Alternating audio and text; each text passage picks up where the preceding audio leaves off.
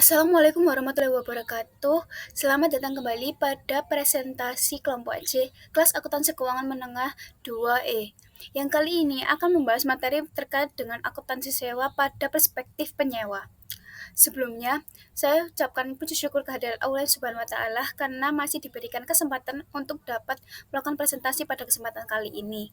Lalu yang kedua, kami ingin mengucapkan banyak-banyak terima kasih kepada Ibu Tantina karena telah menyempatkan waktunya untuk dapat melihat presentasi dari kelompok kami. Baik, sebelum memulai presentasi pada kesempatan kali ini, izinkan saya untuk memperkenalkan para anggota kelompok kami. Yang pertama ada Sevilla de la Rosa dengan MPM akhir 124, dan yang kedua ada saya, Liana Nandia Putri dengan MPM akhir 134, lalu yang ketiga ada Andrea Maharani Putri S dengan MPM akhir 201, dan yang terakhir ada Oktivani Cecilia dengan MPM akhir 202. Selanjutnya, presentasi akan dilanjutkan oleh teman saya. Baik, di sini yang pertama adalah tentang lingkup sewa. Nah, sewa sendiri adalah suatu perjanjian kontraktual antara pesewa dan penyewa yang memberikan hak kepada penyewa untuk menggunakan properti khusus milik pesewa dalam kurun waktu tertentu.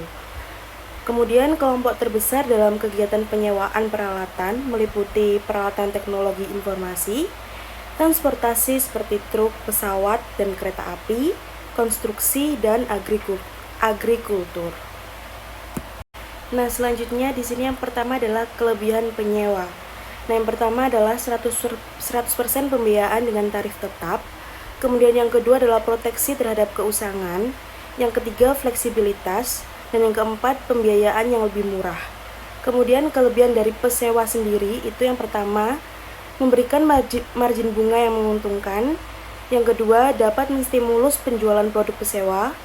Yang ketiga, sering memberikan manfaat pajak kepada pihak yang terkait sewa. Kemudian yang keempat, dapat memberikan nilai sisa aset yang lebih tinggi dari pesewa. Baik, pembahasan yang selanjutnya adalah tentang akuntansi sewa. Nah, IASB menetapkan bahwa penyewa dapat melakukan kapitalisasi untuk seluruh jenis sewa. Pengecualian hanya pada yang pertama, masa sewa kurang dari 1 tahun, atau yang kedua, sewa properti dengan nilai kurang dari $5. Nah, berdasarkan sisi penyewa, yang pertama itu mengakui beban bunga atas liabilitas sewa dengan menggunakan metode bunga efektif. Kemudian yang kedua, mencatat beban depresiasi atas hak aset yang digunakannya. Akuntansi sewa ini digunakan pada sewa yang secara efektif merupakan transaksi pembelian aset atau pada saat penyewa hanya mengandalkan penggunaan aset. Selanjutnya adalah mengukur liabilitas sewa dan aset sewa. Nah, masa sewa itu sendiri bersifat tetap, tidak dapat dibatalkan, opsi tawar pembaruan perpanjang periode sewa. Nah, pada awal masa sewa, perbedaan antara sewa diperbarui dan sewa wajar harus cukup jelas ditetapkan atas pelaksanaan hak opsi tersebut. Contohnya, FRA menyewa komputer dari Lenovo untuk masa 2 tahun sebesar $100 per bulan. Itu per komputer, dan selanjutnya dapat menyewa kembali sebesar $10 per bulan per komputer untuk masa 2 tahun berikutnya. Nah, perjanjian sewa secara jelas memberikan bargain renewal option. Oleh karena itu, masa sewa ditetapkan selama 4 tahun. Baik, selanjutnya ada pengukuran liabilitas sewa dan aset sewa. Yang pertama ada pembayaran sewa, di mana pembayaran sewa bisa dilakukan dengan pembayaran tetap dan juga pembayaran bervariasi berdasarkan suatu indeks atau tarif. Lalu yang ketiga, nilai sisa yang dijamin pembayarannya yang terkait dengan pembelian atau opsi pemutusan kontrak di mana penyewa dapat secara pasti untuk melakukannya. Lalu selanjutnya beralih pada tarif diskonto.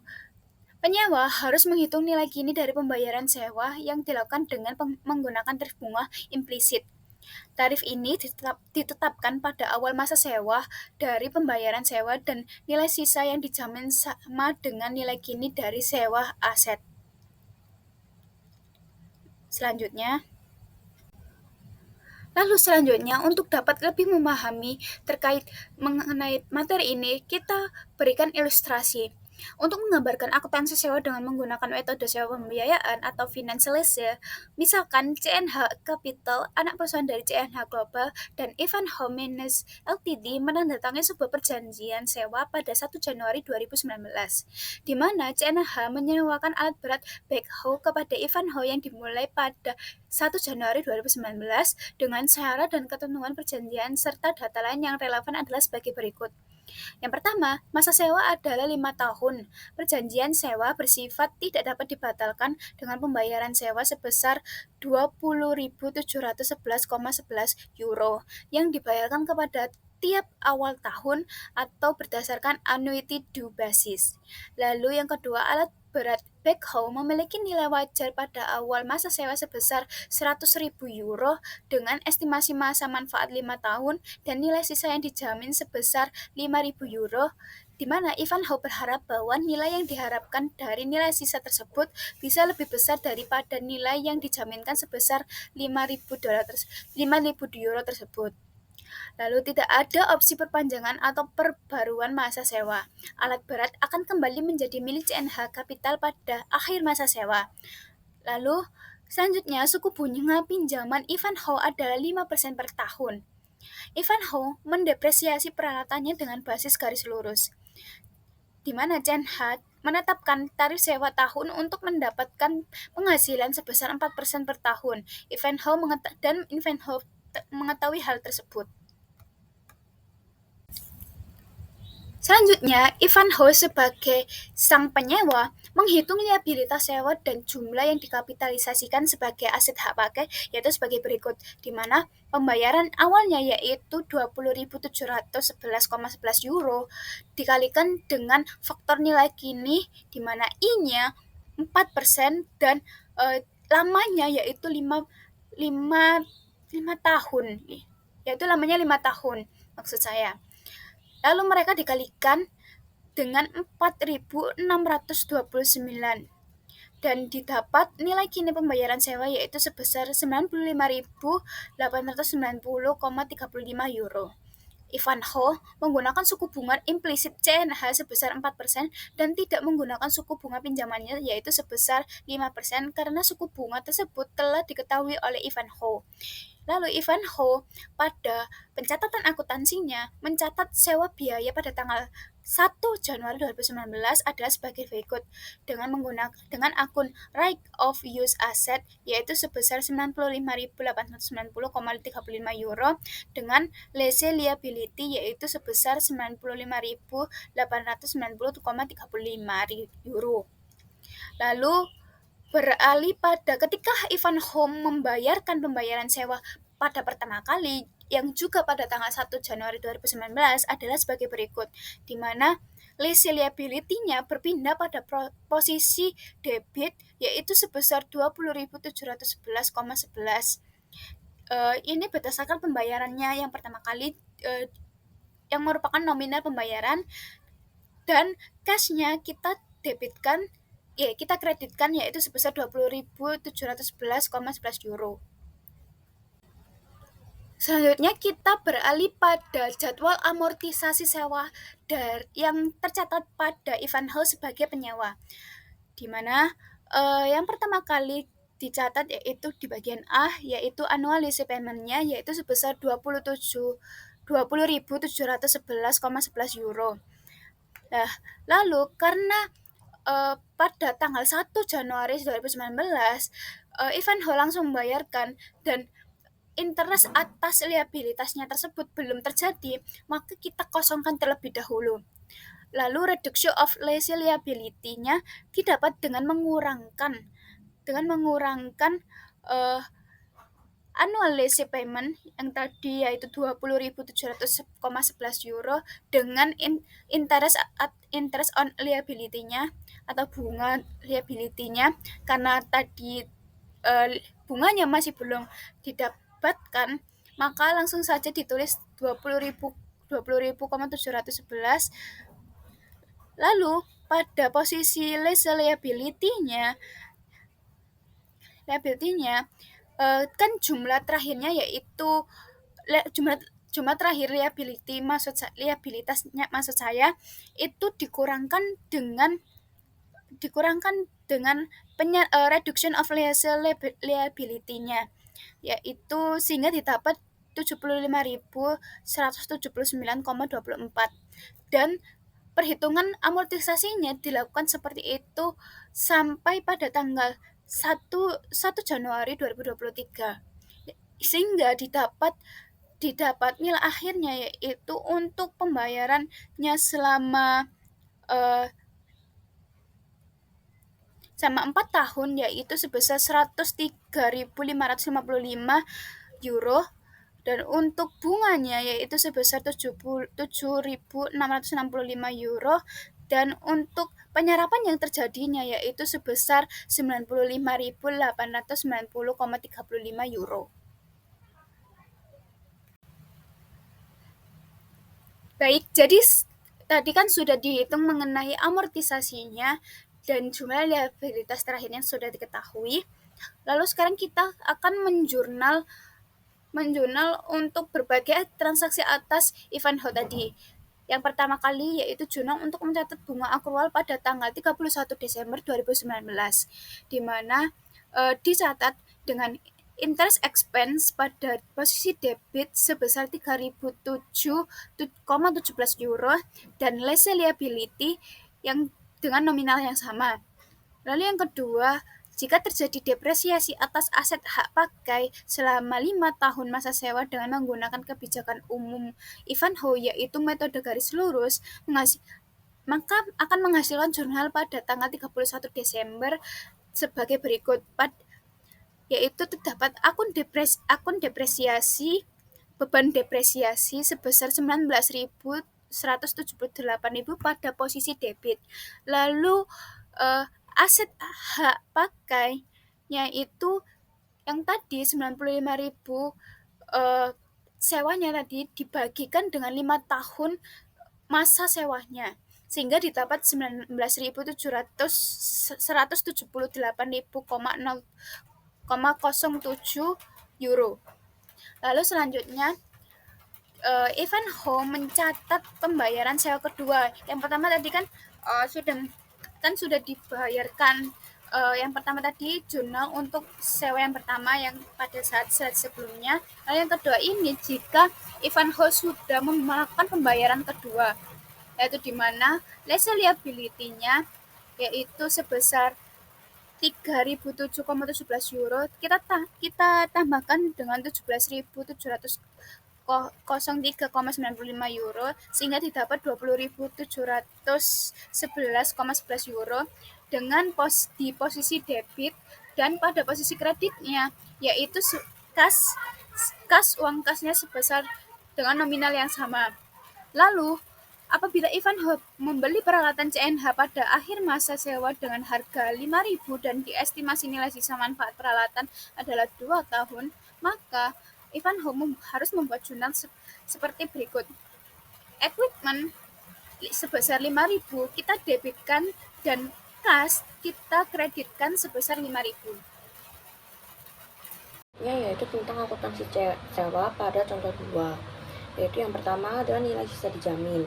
Jika Ivanhoe sebagai penyewa memperkirakan nilai sisa aset di akhir masa sewa akan lebih rendah dari nilai yang dijamin oleh perjanjiannya. Misalnya 3.000 di bawah jaminan 5.000 euro, maka selisih 2.000 euronya akan dicatat sebagai tambahan kewajiban sewa. Lalu untuk nilai sekarang dari total kewajiban sewa dihitung dengan memasukkan nilai sisa yang dijamin, menghasilkan liabilitas dan aset hak guna sebesar nilai kini tersebut. Hal ini mencerminkan komitmen Ivanhoe untuk menutupi selisih nilai sisa yang dijamin. Lalu ada perhitungan kewajiban dan aset hak guna. Ivanhoe akan mencatat pembayaran sewa secara berkala, di mana setiap pembayarannya terdiri dari pengurangan pokok, kewajiban, dan bunga. Untuk bunganya sendiri dihitung setiap tahun sesuai dengan saldo liabilitas yang tersisa. Aset hak guna juga akan diamortisasi atau didepresiasi dengan menggunakan metode garis lurus selama masa sewa dengan mengurangi nilai aset dalam laporan keuangan secara konsisten setiap tahunnya. Selanjutnya yaitu tentang amortisasi dan pengakuan bunga. Ivanhoe akan membayar kewajiban sewa tahunan, di mana kewajiban ini mencakup komponen yaitu pokok dan bunga. Bunganya sendiri dihitung dari sisa saldo kewajiban. Aset hak guna juga diamortisasi dengan garis lurus yang mencerminkan penyusutan nilai penggunaan secara bertahap. Lalu ada juga kerugian nilai sisa. Jika di akhir masa sewa aset bernilai lebih rendah atau bahkan nol karena perawatan yang kurang baik, maka Ivanhoe akan mencatat kerugian sebesar nilai sisa yang dijamin, yaitu sebesar 5.000 euro dalam contoh ini. Hal ini mencerminkan kewajiban Ivanhoe untuk menutupi nilai sisa yang hilang sesuai dengan jaminan dalam kontrak. Lalu selanjutnya adalah opsi pembelian. Beberapa perjanjian sewa mungkin mencakup bargain purchase option, yaitu opsi pembelian yang memungkinkan penyewa untuk membeli aset di bawah nilai wajar di masa depan. Nilai sekarang dari harga opsi ini akan ditambahkan ke kewajiban sewa jika opsi tersebut dianggap sangat mungkin untuk diambil oleh penyewa. Perlakuan ini serupa dengan nilai sisa yang dijamin karena opsi pembelian ini merupakan komitmen tambahan dalam kontrak yang perlu dicatat. Lalu kita akan membahas tentang nilai sisa tidak dijamin. Dalam contoh sewa dengan nilai sisa tidak dijamin, seperti antara MNS dan Hathaway Disposal, MNS mencatat kewajiban sewa hanya berdasarkan nilai sekarang dari pembayaran sewa tanpa mempertimbangkan nilai sisa akhir di masa sewa mereka. Maka untuk jurnalnya yaitu akan mencatat aset hak guna dan kewajiban sewa dengan nilai sekarang dari pembayaran sewa saja, karena tidak ada jaminan nilai sisa yang perlu dicakup pada jurnal ini. Jadi, IASB itu memberikan pengecualian kapitalisasi untuk dua jenis sewa. Yang pertama ada sewa bernilai rendah, low value leases. Low value lease. Jadi, merupakan sewa untuk aset dengan nilai tidak lebih dari $5.000. Kemudian, penyewa itu diperbolehkan mencatat pembayaran sewa sebagai beban pada saat terjadi, tanpa perlu mengakui aset hak guna dan liabilitas sewa dalam neraca. Selanjutnya, yang kedua, pengecualiannya itu ada sewa berjangka pendek, short term lease. Jadi, ini tuh pengecualiannya tuh pada masa sewa yang kurang dari atau sama dengan 12 bulan. Kemudian sama seperti sewa bernilai rendah, penyewa itu dapat memilih untuk mencatat pembayaran sewa langsung sebagai beban pada saat terjadi, sehingga tidak perlu mencatatnya sebagai aset atau kewajiban di neraca. Selanjutnya kita akan membahas terkait akuntansi sewa berdasarkan PSAK 73. Jadi yang pertama kita akan membahas pengenalan PSAK 73 sendiri. Jadi PSAK 73 itu menggantikan beberapa standar terkait akuntansi sewa sebelumnya. Seperti PSAK 30, ISAK 8, ISAK 23, ISAK 24, dan ISAK 25. Standar ini tuh memberikan perubahan besar dalam pencatatan sewa, khususnya bagi penyewa atau lease, yang sekarang harus mencatat hampir semua transaksi sewanya sebagai finansial, kecuali untuk sewa berjangka pendek atau kurang dari 12 bulan dan bernilai rendah di bawah $5.000 yang dapat dicatat sebagai sewa operasi. Nah, eh, ada juga terkait klasifikasi sewa. Jadi sewa itu dikelompokkan jadi sewa pembiayaan dan juga ada sewa operasi. Ada finance lease dan juga operating lease. Nah, selanjutnya yaitu kita membahas terkait pengakuan dalam laporan keuangan. Jadi berdasarkan akuntansi sewa PSAK 72 itu 73 itu bagaimana sih? Jadi penyewa itu kini harus mengakui aset hak guna atau right of use asset dan liabilitas sewa pada neraca untuk sewa finansial. Jadi hal ini menyebabkan pencatatan aset dan kewajiban yang sebelumnya itu tidak terlihat menjadi terlihat. Jadi off balance sheet menjadi on balance sheet gitu. Sehingga berdampak pada rasio utang dan pengembalian aset perusahaan. Selanjutnya terkait ruang lingkup pengecualian PSAK 73. Jadi beberapa jenis sewa itu tidak diatur dalam PSAK 73, termasuk sewa dalam eksplorasi sumber daya alam, sewa untuk aset biologis, perjanjian kosensi jasa, lisensi kekayaan intelektual, dan hak lisensi tertentu. Kita masuk pada poin selanjutnya, yaitu terkait definisi dan identifikasi sewa. Jadi, sewa itu didefinisikan sebagai kontrak yang memberikan hak penggunaan aset tertentu selama periode waktu tertentu dengan imbalan tertentu. Jadi, identifikasikan apakah suatu kontrak itu mengandung sewa, melibatkan penentuan apakah pelanggan memiliki hak untuk mengendalikan penggunaan aset selama periode sewa. Baik, selanjutnya kita akan membahas terkait contoh dari Eee, contoh, mengidentifikasikan sewa. Jadi gini, pelanggan mendatangi kontrak 2 tahun dengan pemasok untuk layanan jaringan dengan kualitas tertentu. Jadi pemasok itu memasang dan mengonfigurasi server di lokasi pelanggan dan mengatur kecepatan serta kualitas jaringan. Pemasok dapat mengubah atau mengganti server untuk menjaga kualitas layanan, sementara pelanggan tidak mengoperasikan atau membuat keputusan terkait server. Jadi, apakah, eee, kontrak ini tuh mengandung sewa? Jadi jawabannya kontrak ini tuh tidak mengandung sewa. Karena pelanggan tidak memiliki hak untuk mengendalikan penggunaan server. Jadi pemasok itu dapat membuat keputusan tentang penggunaan server selama periode penggunaan, seperti itu.